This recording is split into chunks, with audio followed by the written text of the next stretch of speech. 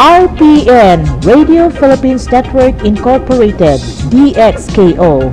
1368 sa dial sa inyong radyo. RPN DXKO, ang Radyo Ronda dinhi sa Dakbayan sa Cagayan de Oro. Sibiyahan nga may galaon sa katawhan, andam mo serbisyo sa tanan. Ang RPN DXKO Radyo Ronda sakop sa KBP, kapisanan ng mga broadcaster ng Pilipinas.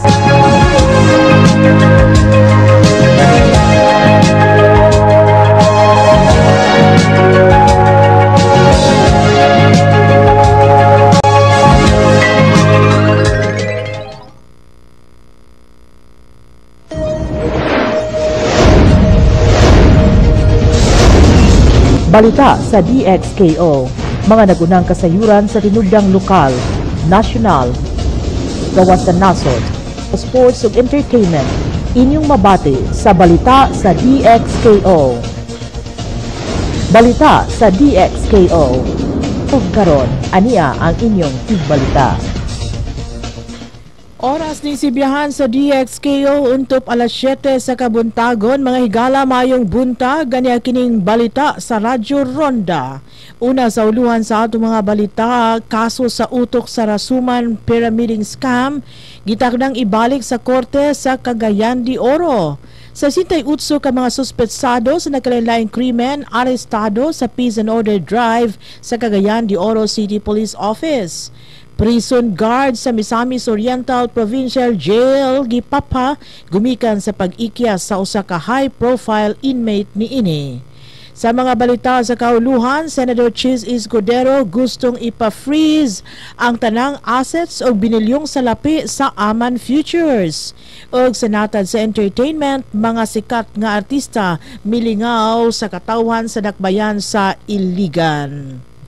Una sa uluhan sa atong mga sa unang detalye sa atong mga balita, ibalik sa National Bureau of Investigation sa Cagayan de Oro City Regional Trial Court Branch 20 ang warrant of arrest nga gipagawas niini batok sa utok sa gitawag nga Rasuman Pyramiding Syndicate nga si Jacob Coco Rasuman. Sumala pa ni NBI Director Nonato Rojas, paaboto nila ang mahimong hukom ni Judge Bonifacio Macabaya kung asa ibalog ang naarestong si Rasuman nga ilang nabiyahe na gikan sa dakbayan sa Marawi paingon sa NBI headquarters. Matod pa ni Rojas, tungod sa kadaghang na biktima ni Rasuman o sa Rasuman Group, daghan usab ang naghulga sa kinabuhi nga nadawatan sa nasangpit nga leader. Andam na ang NBI nga sundon kunon sa man ang imando sa hukmanan kung si Rasuman magpabilin ba sa Metro Manila o ibalik sa dakbayan sa Cagayan de Oro aron atubangon ang reklamo nga syndicated estafa. Mga 68 ka mga suspetsado sa nagkalain-laing krimen na sikop sa kapulisan sa gimong Peace and Order Drive nga gilusad mismo ni Senior Superintendent Antonio Montalba.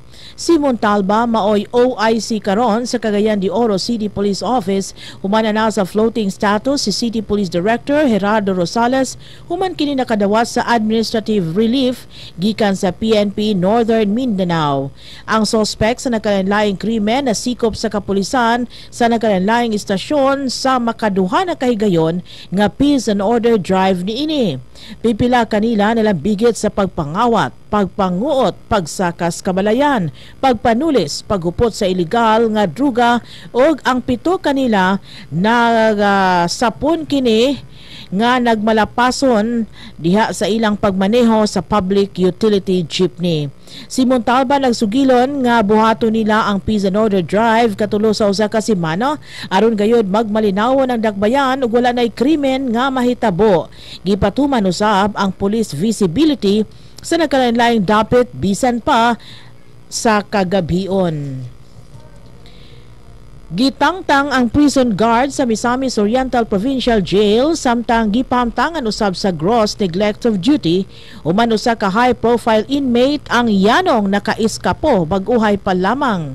Ang Provincial Legal Office Prison merekomendar sa ilang terminasyon sa prison guard nga mao sila si Guard 1 Jefferson Lagumbay samtang si Prison Guard 1 Archibald Lobendina o Husyas da Huya. nga gipamtangan sa gross neglect of duty. Ang terminasyon ilagumbay gikonfirmar mismo ni Misamis Oriental Governor Oscar Moreno tungod sa pagpabaya sa trabaho. Nakaiskapo ang maong binilanggo nga si Bangkula karong bag-o nga yano pang miagi sa gate sa nasangpit nga bilangguan. Kasong carnapping ang giatubang nga sumbong sa suspetsado. Hangtod sa pagkutlo ning maong balita, nagpabilin pang gawas nun si Bangkula. Gisagop na sa City Council ang resolution nga nagpadayag sa pagpasalamat ngadto kang Senator Ferdinand Marcos Jr. alang sa pagparelease sa 800 million kon 800,000 pesos ngadto sa lokal nga kagamhanan. Ang pundo pagagamiton alang sa pag-repair o pag-renovate sa school building project sa City Central School nga gilamoy sa kalayo pipila ka bulan na ang nakalabay. Sa maong insidente na sunog ang mga classrooms ug school facilities. Ang maong resolution ginrusar sa Committee on Education apil na sa Laws and Rules nga gipanguluhan nila ni Councilors Adrian Barba ug Ramon Tabor. Nagpadayon ang pagsusi sa calibration team sa Dakbayan sa mga gasoline stations nga nag-operate dinhi sa syudad sa Cagayan de Oro. Subay sa gasoline calibration of the business tax mapping team, 26 ka gasoline stations ang na-calibrate gikan Setyembre 12 paingon sa Nobyembre 16 karong tuiga. Base usab sa record, moabot sa 80,900 pesos ang nakolekta gikan sa calibration outlets sa gasoline stations dinhi sa syudad. Ang Konseho sa Dakbayan nugot nga misuportar sa pagpahigayon sa Project Tiniil. Sa Nobyembre 30 kini himuon kun ugmang adlaw. Usa ka resolusyon ang gipasaka sa Konseho sa sesyon nga paborableng miendorsar nga misuporta sa kalihukang gipasiugdahan sa Head of Partners Management. Si Vice Mayor Cezan Ayan Asenas mibutyag nga pinaagi sa mong kalihukan subling mapakita sa mga kagay-anons ang pagkamanggihatagon sa usa ka gatos ka libong pares sa tsinelas nga mahatag ngadto sa ginahanglang tinun-an sa elementarya.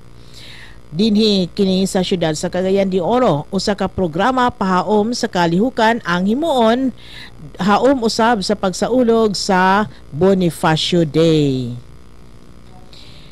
Sa katapusan sa balitang lokal, usa ka Memorandum of Agreement ang pagalagdaan tali sa City Government, Department of Science and Technology o DOST o sa Philippine Atmospheric, Geophysical and Astronomical Services o PAG-ASA alang sa pag-establisar sa usa ka Flood Forecasting and Warming Center. Ang syudad mao'y muhatag sa luna alang sa Cagayan de Oro Flood Forecasting and Warming Center nga magsilbing hub kini sa tanang flood forecasting and warming activities sa Cagayan de Oro River Basin ug sa tanang tributaries ug allied rivers. Moassist usab ang PAG-ASA DOST team sa pagmugna sa sentro uban sa hingtungdang ahensya sa pag-construct ug pagmugna sa usa ka monitoring network. Ang syudad ang base sa kasabutan moassist sa PAG-ASA DOST sa pagpahigayon sa operasyon ug ingon man pag-maintain sa mga kalihukan diha sa mga monitoring stations. Sa balitang nasudnon, giawhag ni Senator Cheese Escudero ang Anti-Money Laundering Council sa pag-freeze sa binilyong pesong kantidad sa salapi nga may kalambigitan sa Aman Futures sa tinguha nga dili na kini makaikyas pagawasan nasod. Sumala pa sa senador ang i-appeal sa freeze order ang assets sa mga nalambigit sa grupo sa Pagadian City o Lanao del Sur. Ang lakang ni Escudero gihimo tapos miyukbo sa otoridad sila si Aman Directors Laila Lim Gan, Edmond Lim, Willany Fuentes, Nazel Rodriguez o Glorex Lopez, samtang at large pa ang founder nga si Manuel Amalilio. Sa pikas bahin gisiguro sa Malacañang nga adunay patas nga pag-imbestigar sa kasong giatubang ni Pagadian City Mayor Samuel Co.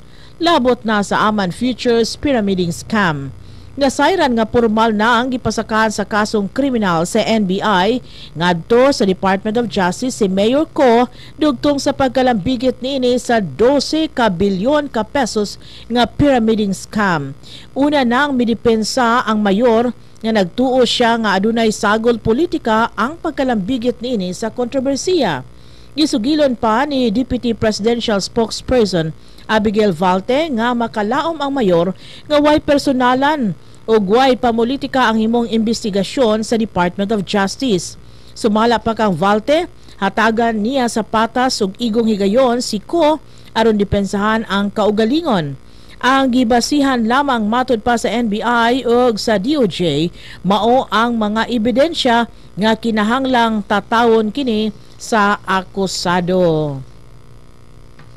O karon sa natad sa showbiz, libuan ang midagsa sa Mindanao State University Iligan Institute of Technology Gymnasium sa pag-abot sa mga inilang artistang misalmot sa Diandi Festival baguhay pa lamang.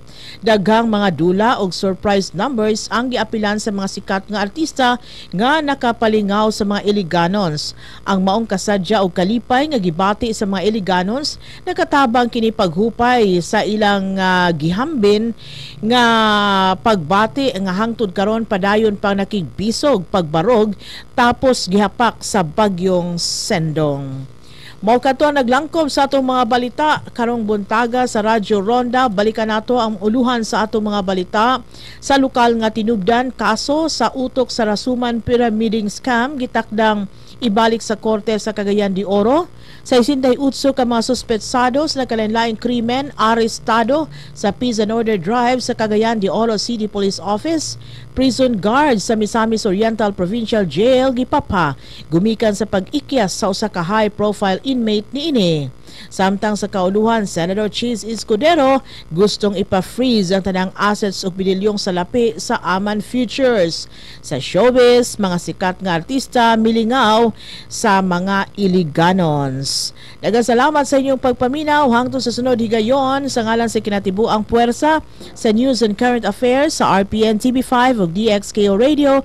Ako si Jean Seruihos, mayong adlaw pag-usab. Mao kadto ang hanay sa mga labas nga kasayuran sa atong palibot. Mga balita nga angay niyong masayran dinhi lamang sa DXKO. Daghang salamat sa inyong pagpaminaw.